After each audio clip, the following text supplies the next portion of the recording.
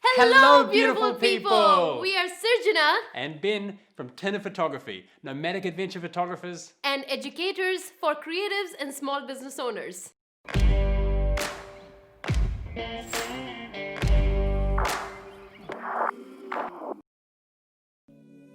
Everything you do in your business has to be a service and not just a mindless task, because it makes everything you do deeply intentional and an act of love for those who choose you and your business. Location scouting sounds like an awesome job, but more often than not, it is tough. With months or years devoted into running your business, often in the same town, working in the same venues, it is all too easy to get jaded by the beauty that surrounds you. If you find yourself pinning and sighing about the locations that you find on Instagram, you know exactly what we mean. We started to fall into this trap too, and the only way we got out was by getting out there and seeing the entire world, using the whole planet as our backdrop. But during COVID, we found ourselves having to live and work right here in one spot. Okay, that's a good spot. I'm glad this is a good spot. So this is what we've been doing. We've been getting out there and mastering the art of location scouting, more than we've ever had to do before. We've been digging into locations we already know, and we've been finding overlooked new locations that really get our creative juices flowing. Just like in life, sometimes stuff gets in the way of things you know you must do, i.e. location scouting. It could be lack of time, lack of transport, or many other reasons. Hence, before we get into the how of location scouting, let's get into the why of location scouting. Let's go. Doing location scouting in advance means you get to see a place in a whole new different light without the pressure of your couple being there. 2, you get to know the lay of the land and find out if everything is accessible and explore the full potential of that place. 3, you get to find out if it is safe for your couples to be there on the day with the outfit they're wearing, with the shoes they're wearing. And 4, you get to create mentally the arc of storytelling for their day. So then, let's dive into the how, shall we? Number 1, when you're looking for a location, you want to find one that suits both your couple's vibe and their story. And you want them to trust you to find it. Because as a professional, you know more about the scenery, the lighting, everything you're going to use in that location on the day. How do you get that trust? And how do you find a location that suits their vibe and their story? Let's find out. Before you do anything, before you grab your keys and jump in the car and take off, make sure you've gotten to know your couple. This is important. It is so important, like so important. It's so important, I can't even begin to tell you how important it is, but I'm going to, because I want you to know how important it is to get to know your couples and build a rapport in advance. Because when you do that, you can create something custom built for them. And doing that, you are creating and offering a whole new level of service on top of your primary offering. We do this with a questionnaire. Over the years, we've put together an extensive one. It helps us find out way more about their likes and dislikes, who they are as a couple, what it is that they imagine on their day, and it means that we can find out so much more about them than we would get from just chatting with them. And we do make sure that we chat with them a lot. It's so good to have that questionnaire with us when we go for location scouting, so we know what they're looking for, what surprises we can create for them, the moments we can make happen for those incredible photos, or conversely, know what they like doing together and then do that. The second thing we do to make sure we are able to find places that suit our couple's personality and their love story has to do with our language. You would notice we never call them our clients.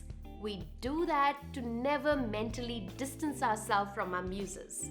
The art we create is not a job. It's an opportunity given to us to express ourselves. Because the language we use to define our work and how we live our lives ultimately defines the course of it. So after you've got that groundwork done and you really know who it is you're photographing, the next most important thing is accessibility. And there are 3 things we really need to consider here. Number 1 of those 3 things is easy reach. Now, after we have location scouted on Google Maps, we make sure we visit the places in real time.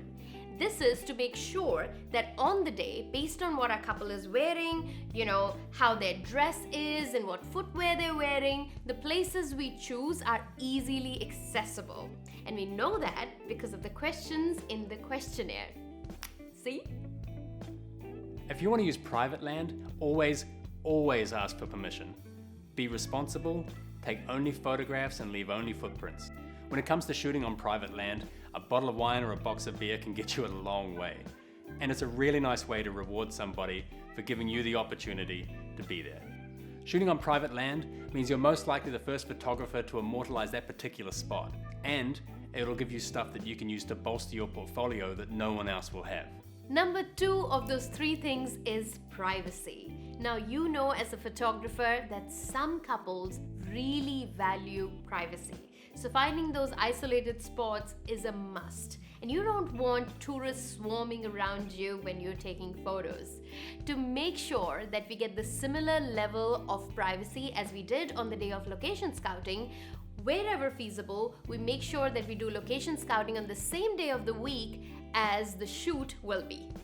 If that's not possible, then remember that if you're doing an adventure session or a session where you can set time, then the famous spots will be more isolated before sunrise. So you can go there before sunrise, assume your position, wait for the sunrise to happen, take those golden photos, then they will be later in the day. During those busy times, we generally venture a little further off the beaten path. But if our couple's okay with it, we have angles and prompts ready to go so we can shoot in a busy location. The third point under accessibility is time available on the day. Now, most big weddings don't have the luxury of time that adventure sessions and elopements have. So we are sometimes low on time as our resource.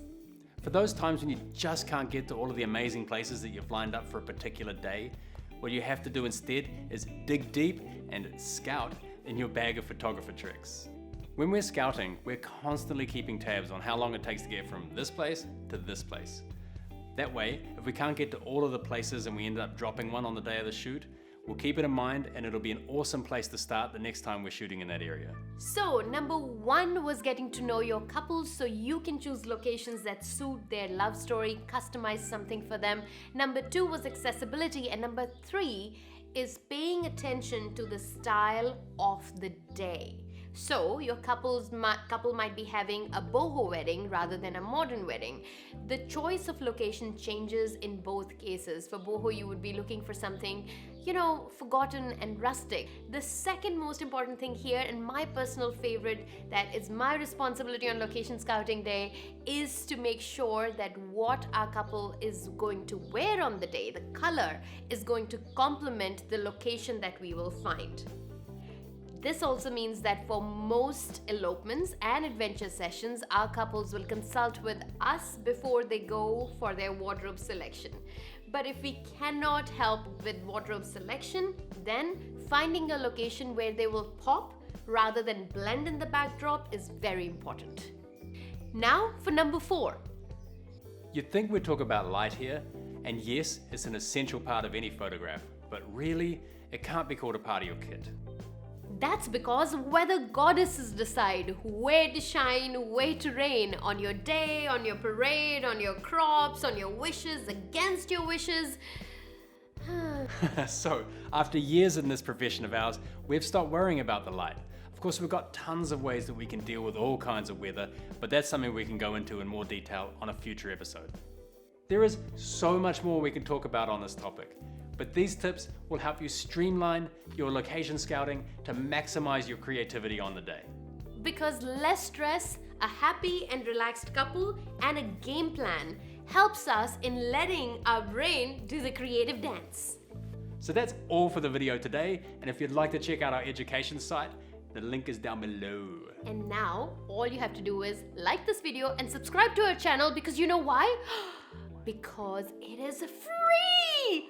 What? Free, yo? Did you know that? It is free to subscribe to this channel. And in return, you get this. Look at her smiles. Look at her. You're not smiling. Smile, smile, Smile. Yay, smile. Look at these smiles. This is how we'll smile and more. If you subscribe to this channel, make us happy and see us here when we put our new video again. And until next time, give hope, be kind, and stay creative. Wait. You didn't subscribe. I saw you. I saw you. You didn't subscribe. Jeez, man, you're cheeky. I know. Just Yeah. subscribe. Subscribe. It's not that tough. Please. Come on. Look at her smiles. Look at her smiles again. Ah.